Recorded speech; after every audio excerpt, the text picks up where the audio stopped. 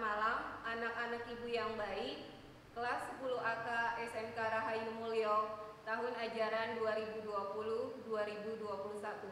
Apa kabar kalian? Insya Allah selalu sehat afiat, selalu dalam lindungan Allah Subhanahu wa Ta'ala, tetap semangat, tetap ikuti protokol kesehatan, jangan lupa sholat, dan jangan lupa berdoa sebelum melakukan aktivitas. Sebelum Ibu menyampaikan materi, izinkan Ibu memperkenalkan diri. Nama Ibu, Ibu Dwi Siti Lestari. Baiklah, Ibu akan menyampaikan mata pelajaran akuntansi dasar kelas 10 AK dengan materi pembelajaran ruang lingkup akuntansi. Di sini ada kompetensi dasarnya. Yang pertama adalah memahami pengertian, tujuan, peran akuntansi, dan pihak-pihak yang membutuhkan informasi akuntansi. Yang kedua adalah mengelompokkan pihak-pihak yang membutuhkan informasi akuntansi sesuai perannya. Kemudian ada yang dinamakan dengan tujuan pembelajaran. Yang pertama, peserta didik dapat menjelaskan definisi akuntansi dan informasi akuntansi. Yang kedua adalah peserta didik dapat mendeskripsikan tujuan dan peran akuntansi. Yang ketiga adalah peserta didik dapat mengidentifikasi pihak-pihak yang membutuhkan informasi akuntansi. Selanjutnya, definisi akuntansi dan informasi akuntansi. Di sini ada beberapa pengertian akuntansi. Yang pertama adalah menurut Jos McFarland, akuntansi merupakan suatu seni pencatatan, penggolongan, penyajian, serta penafsiran secara sistematis dari data keuangan perusahaan atau perseorangan. Kemudian di sini dapat ditarik sebuah kesimpulan, yaitu yang pertama adalah dalam akuntansi prosedur-prosedur yang digunakan berupa pencatatan, penggolongan, penyajian, dan juga penafsiran. Kedua, sasaran dari akuntansi adalah data keuangan atau peristiwa yang bersifat finansial, baik dari sebuah perusahaan maupun perseorangan. Kemudian yang ketiga adalah prosedur pencatatan, penggolongan, dan penyajian data keuangan haruslah disusun secara sistematis sehingga dapat digunakan untuk menafsirkan dan membuat analisis terhadap laporan yang dibuatnya. Kemudian yang kedua, menurut Sumarso SR, di sini akuntansi adalah suatu disiplin yang menyediakan informasi penting sehingga dapat memungkinkan adanya pelaksanaan dan penilaian jalannya perusahaan secara efisien. Kemudian ada menurut Aipka, di sini mendefinisikan akuntansi sebagai seni mencatat, menggolongkan, dan meringkas transaksi dan kejadian yang bersifat keuangan dengan cara tertentu dan dalam bentuk satuan uang serta menafsirkan hasil-hasilnya. Berdasarkan dari definisi tersebut, terdapat 3 aspek penting yang ada dalam akuntansi. Yang pertama adalah akuntansi adalah suatu proses yang terdiri dari proses pencatatan, penggolongan, dan peringkasan transaksi.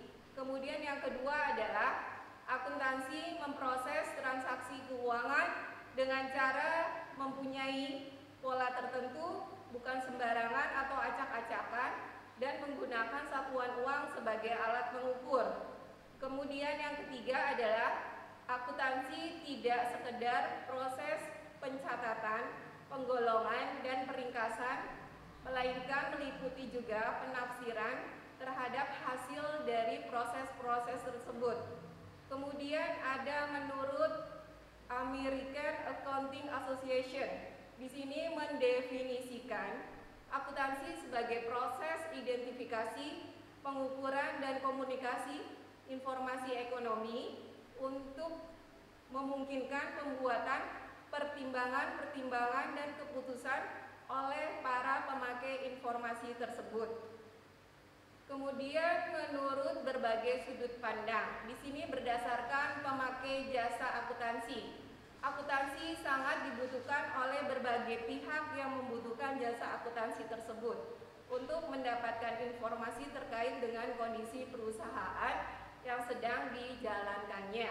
Adapun dilihat dari sudut pemakaiannya, akuntansi adalah suatu aktivitas jasa yang berfungsi untuk menyediakan informasi kuantitatif keuangan dan dimaksudkan untuk berguna dalam pengambilan keputusan ekonomi dan dalam menentukan pilihan di antara serangkaian tindakan-tindakan alternatif yang ada. Kemudian yang kedua, berdasarkan prosesnya secara sempit, akuntansi adalah suatu proses yang meliputi pencatatan, penggolongan, pengikhtisaran, dan pelaporan transaksi keuangan suatu perusahaan dalam suatu periode tertentu. Sedangkan dalam ruang lingkup yang lebih luas, kegiatan akuntansi selain meliputi pencatatan, penggolongan, pengikhtisaran, dan pelaporan, juga meliputi perencanaan sistem, analisis laporan keuangan, serta penafsirannya, pengaruh terhadap kegiatan operasi sebuah perusahaan di masa yang akan datang. Kemudian di sini ada informasi akuntansi. Di sini di mana dengan adanya akuntansi akan memberikan informasi yang pertama. Akuntansi memberikan informasi mengenai kondisi keuangan sebuah perusahaan. Yang kedua, dengan adanya akuntansi dapat diketahui besar kecilnya keuntungan yang diperoleh sebuah perusahaan. Kemudian yang ketiga adalah akuntansi memberikan informasi tentang besarnya pajak yang harus dibayar oleh sebuah perusahaan kepada pemerintah.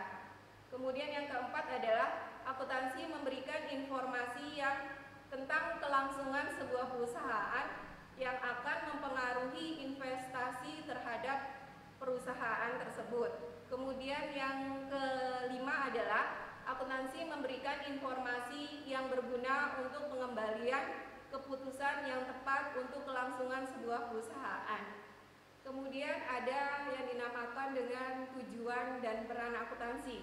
Di sini tujuan akuntansi yang pertama adalah untuk memperbaiki pengendalian akuntansi dan pengecekan internal. Maksudnya di sini adalah akuntansi merupakan pertanggungjawaban kekayaan suatu perusahaan atau organisasi. Di sini dalam hal pengembangan sistem akuntansi selalu digunakan untuk memperbaiki perlindungan terhadap kekayaan perusahaan sehingga mempertanggungjawabkan terhadap penggunaan kekayaan organisasi dapat dilaksanakan dengan baik. Kemudian yang kedua adalah untuk mengurangi biaya klerikal dalam penyelenggaraan catatan akuntansi. Di sini maksudnya adalah dapat dijadikan sebagai barang ekonomi yang mempunyai banyak manfaat karena untuk memperolehnya diperlukan pengorbanan sumber ekonomi lainnya. Jika pengorbanan lebih besar dari manfaatnya, maka sistem yang sudah ada perlu dirancang kembali untuk mengurangi pengorbanan sumber daya bagi penyedia informasi tersebut. Kemudian selanjutnya adalah untuk menyediakan informasi bagi pengelolaan kegiatan usaha baru. Kemudian ada untuk memperbaiki informasi yang dihasilkan oleh sistem yang sudah ada.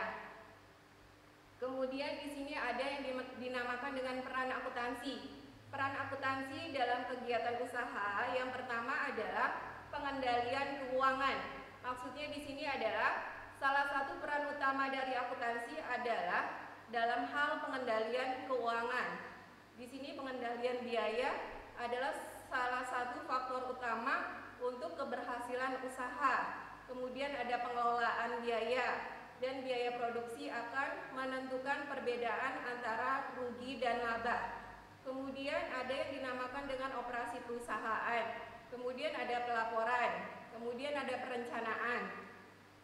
Kemudian peran akuntansi bagi pihak manajemen. Yang pertama adalah melindungi harta perusahaan. Yang kedua adalah penyusunan rencana kegiatan perusahaan di masa yang akan datang. Kemudian yang ketiga adalah pengukuran penghasilan perusahaan dalam kurun waktu tertentu. Kemudian yang keempat adalah pengawasan kegiatan perusahaan.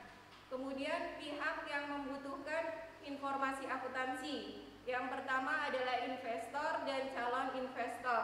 Maksudnya di sini adalah investor merupakan orang atau badan yang menanamkan modalnya pada sebuah perusahaan. Kemudian ada yang dinamakan dengan calon investor. Perlu melakukan analisis resiko dari hasil pengembalian yang diharapkan dapat diterima dari rencana penanaman modalnya.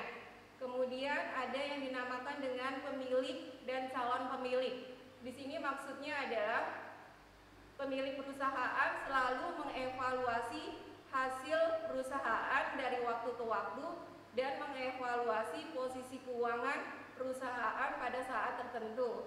Di sini maksudnya adalah untuk alat penilaian atas hasil yang sudah dicapai oleh pengguna perusahaannya atau pimpinan perusahaan. Kemudian yang kedua adalah sebagai dasar penentuan taksiran keuntungan yang akan diterima di masa yang akan datang. Kemudian ada yang dinamakan dengan kreditor dan calon kreditor. Di sini maksudnya kreditor adalah pihak yang memberikan pinjaman kepada perusahaan dalam bentuk uang atau barang agar perusahaan tersebut dapat terus melangsungkan kegiatannya.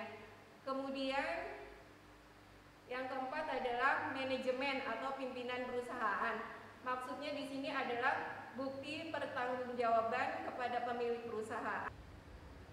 Yang kedua adalah alat penilaian atas pelaksanaan operasi perusahaan baik secara keseluruhan, bagian-bagian maupun individu yang diberikan wewenang dan tanggung jawab.